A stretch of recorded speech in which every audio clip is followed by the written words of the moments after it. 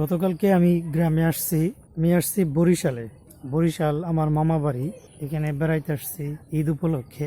আসলে গ্রাম আমার ভালোই লাগে, কারণ হলো গ্রামের প্রাকৃতিক পরিবেশটা আসলেই খুব ভালো হয় এবং খুব সুন্দর হয়, সবুজে ঘেরা থাকে, আবহাওয়াটা বিশুদ্ধ থাকে।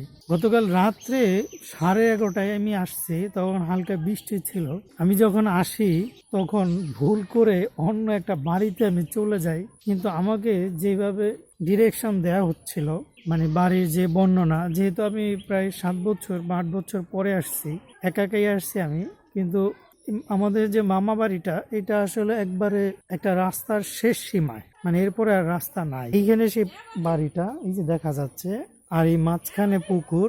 আমি জাস্ট ঘুরে এই যে রাস্তাটা দেখতেছেন, এই যে রাস্তাটা, এই রাস্তা ধরে আমি এই বাড়িটাতে আসবো, সেটাই মানে চিনে উঠতে পারতেছিলাম না।